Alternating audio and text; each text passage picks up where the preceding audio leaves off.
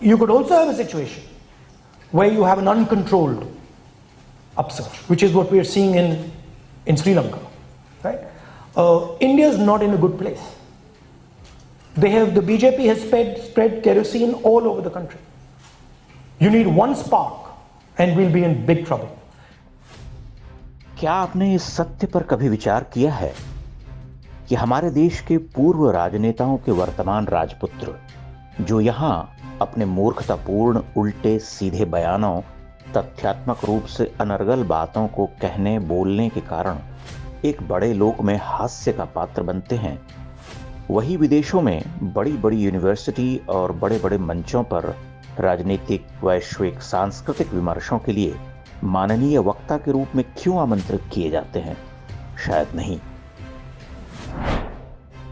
ध्यान दीजिए, राहुल गांधी, अखिलेश यादव, तेजस्वी यादव और वामपंथियों को ही वहां क्यों बुलाया जाता है? और ये हर बार वहां जाकर देश की लोकतांत्रिक सत्ता का उपहास करने से लेकर भारत देश की उपस्थिति को ही प्रश्न चिन्ह के घेरे में क्यों ले आते हैं? आप इन मंचों के संचालकों और इस पूरी गुटबाजी को समझेंगे तो उत्तर तुरंत मिल जाएगा। ये मंच वैश्विक स्तर पर एक ही कार्य करते हैं। हर पारंपरिक व्यवस्था, शतियों पुरानी सभ्यता, उसके उदात्त स्वरूप को अधिनायकवादी, शोषण समर्थक घोषित कर किसी वामपंथी यूटोपियन का सपना दिखाते हैं। इतिहास की झूठी व्याख्या करते हैं। इसलिए इनके निशाने पर राष्ट्र के रूप में भारत होता है। यहाँ की चुनी हुई सरकार होती है, हिंदू विचारधारा होती है। भला राहुल गांधी जैसे व्यक्ति वहां कैसे बुलाए जाते हैं? और वह हर बार एक देश, एक सभ्यता के रूप में भारत का उपहास क्यों करते हैं? किसी चुनी हुई बहुमत की सरकार को शोषक और भारत तोड़क क्यों कहते हैं? India is not in a good place. India is not in a good place. क्या आपने कभी सुना है कि प्रधानमंत्री बनने से पूर्व नरेंद्र मोदी या योगी आदित्यनाथ अथवा किसी राष्ट्रवादी प्रखर नेता विचारक को इन मंचों पर बुलाया गया? इन नेताओं को तो वीजा ही नहीं मिला करता था। बात सीधी सी है कि एक अदृश्य किंतु सर्वोच्च न्यायालय इन्हें अपराधी, हत्यारा घोषित कर इन मंचों से दूर करता रहा है और यह सिलसिला आज का नहीं, पुराना है। यही वो व्यवस्था है जो हमें अयोध्या और काशी के लिए अपराधी ठहराती है।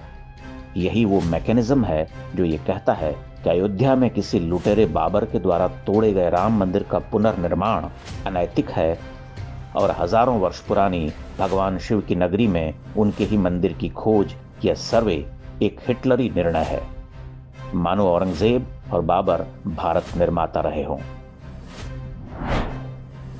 अगर आप सोचते हैं कि भारत की राजनीतिक सांस्कृतिक लड़ाई केवल भारत में सीमित है तो आप भारी भूल कर रहे। ये लड़ाई वैश्विक है, जिसमें निरंतर दृढ़ होती मोदी सरकार को अस्थिर करने, उसे अपराधी, अत्याचारी, मुसलमान, ईसाई विरोधी घोषित करने के लिए नए नए हथियार खोजे जाते हैं। इस कुचक्र में चीन से लेकर अमेरिका और यूरोप की बड़ी वामपंथी शक्तियां जुटी हुई हैं। इस लड़ाई में हमारे देश के छंटे हुए राजपुत्र, जिनकी अपनी राजनीतिक कमाई शून्य है, वे हीरो बनकर उतारे जाते रहेंगे। वे सूट बूटधारी, अपने पिता के द्वारा परोसे गए राज सिंहासन के अधिकारी, अंग्रेजी दां हमें मेकिंग अनमेकिंग समझाएंगे, सेक्युलरिज्म के पाठ पढ़ाएंगे, विदेश में बैठकर भारत विरोधी ज्ञान देंगे। हमारे देश की लिबरल ताकतें तालियां बजाएंगी, अखबारों में बड़े बड़े समाचार लिखे जाएंगे, संपादकीय छपेंगे। ये हीरो बनाए जाएंगे और हमारे असली हीरो एक खलनायक की तरह पेश किए जाएंगे। इन शक्तियों की व्यग्रता, छटपटाहट लगातार बढ़ती जा रही है। भारत में होने वाले राजनीतिक सांस्कृतिक परिवर्तन ने इनकी नींद छीन ली है।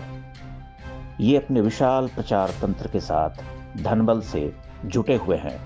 ये लेख लिखकर भारत को बदनाम करेंगे, झूठी मनगढ़ंत रिपोर्ट छापेंगे, गंगा जमुनी के आंसू बहाएंगे। आप हिमालय की तरह दृढ़ रहिए, इनके षड्यंत्रों को समझते रहिए। ये लड़ाई अभी समाप्त नहीं हुई है। हिंदू वैभव का सूर्य उठ रहा है, अभी प्राणपण से जुटना होगा। जागो जागो आया प्रभात, बीती वह बीती अंधरात, झरता भर ज्योतिर्मय प्रपात पूर्वांचल, बांधो बांधो किरणें चेतन, तेजस्वी है तमजीत जीवन, आती भारत की ज्योतिर्धन महिमाबल। महाकवि निराला ने लगभग 80-90 वर्ष पूर्व जिस ज्योतिर्धन महिमाबल को आते हुए देखा था, आप उसकी महिमा को समझिए।